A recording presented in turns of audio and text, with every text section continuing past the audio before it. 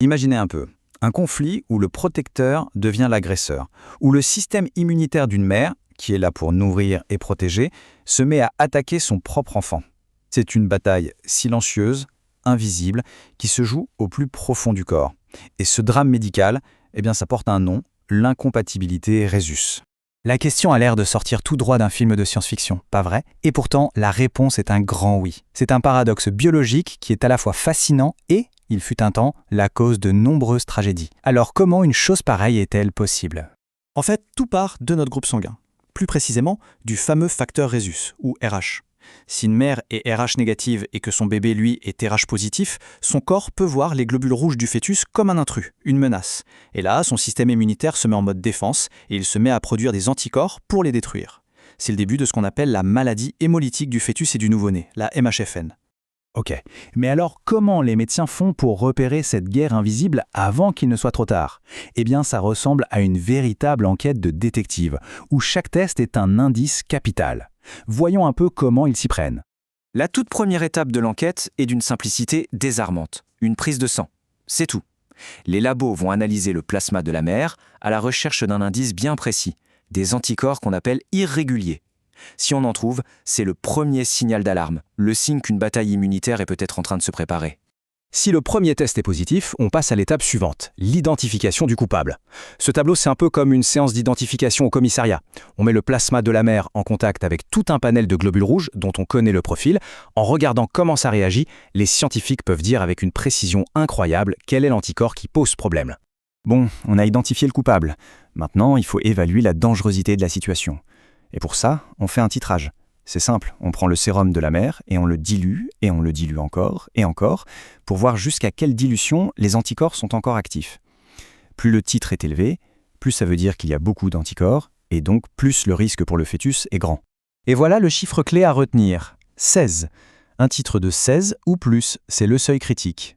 À partir de ce niveau, on considère que le risque d'anémie pour le fœtus est bien réel et on met tout de suite en place une surveillance beaucoup plus rapprochée. C'est le voyant rouge qui s'allume. Pour surveiller le bébé sans prendre le moindre risque, les médecins utilisent une technologie géniale et pas du tout invasive, l'échographie Doppler. Ils mesurent la vitesse du sang dans une artère du cerveau du fœtus. Pourquoi là? Parce que si le bébé est anémique, son sang est plus fluide, donc il circule plus vite. C'est simple et c'est d'une efficacité redoutable. Cet examen détecte les anémies sévères à 100%, ce qui permet d'agir bien avant l'apparition de complications graves, comme l'ascite, qu'on voit ici, cette accumulation de liquide qui est un vrai signe de détresse. Le problème pendant longtemps, ça a été de savoir quel était le groupe sanguin du fœtus. La seule option, c'était des procédures invasives comme l'amniosynthèse, avec les risques que ça comporte. Mais alors, comment percer ce mystère sans toucher au bébé? Et là, la solution est juste incroyable. Il se trouve que de tout petits fragments d'ADN du fœtus, qui viennent du placenta, se baladent librement dans le sang de la mère. C'est ce qu'on appelle l'ADN fœtal libre. Donc avec une simple prise de sang maternelle, on peut aujourd'hui isoler cet ADN et déterminer le groupe sanguin du bébé, y compris son statut Rhesus, sans jamais l'approcher. C'est une révolution, purement et simplement. Et ce qui est encore plus fou, c'est que cette découverte est toute récente. C'est un certain Dennis Lowe qui a trouvé cet ADN fœtal libre en 1997. Ça montre bien à quelle vitesse la médecine progresse, c'est vertigineux. D'accord, mais qu'est-ce qui se passe si la surveillance montre que le fœtus est vraiment en danger, si l'anémie s'aggrave? Eh bien là, on entre dans une phase d'intervention, avec des procédures médicales spectaculaires. C'est une véritable course contre la montre pour sauver une vie. Face à une anémie sévère, les médecins ont deux armes principales.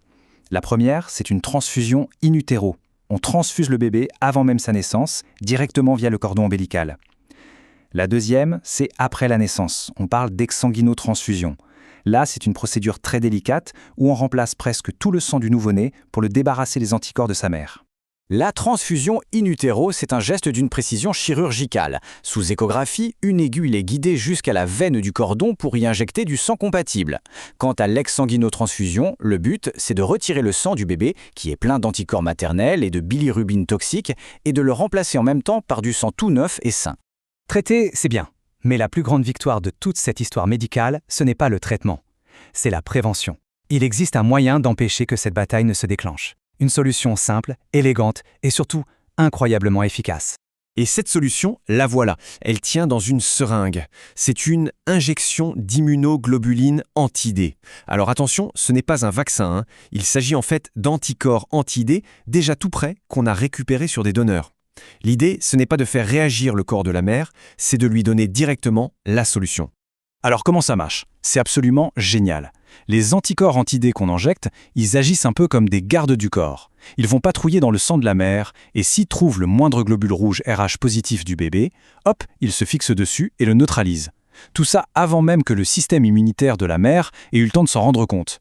Du coup, le corps n'est jamais sensibilisé et ne se met jamais à produire ses propres anticorps. Par contre, pour que cette protection soit parfaite, il y a une règle d'or, le timing. Il est absolument crucial. L'injection doit être faite au moment clé, c'est-à-dire quand il y a un risque que le sang du bébé et de la mère se mélangent. Le plus connu, c'est après l'accouchement d'un bébé RH positif, mais ça peut aussi être pendant la grossesse en cas de saignement. L'important, c'est d'agir dans les 72 heures qui suivent l'exposition. Mais imaginons qu'il y ait une grosse hémorragie, à l'accouchement par exemple. Est-ce que la dose standard d'anti-D est suffisante?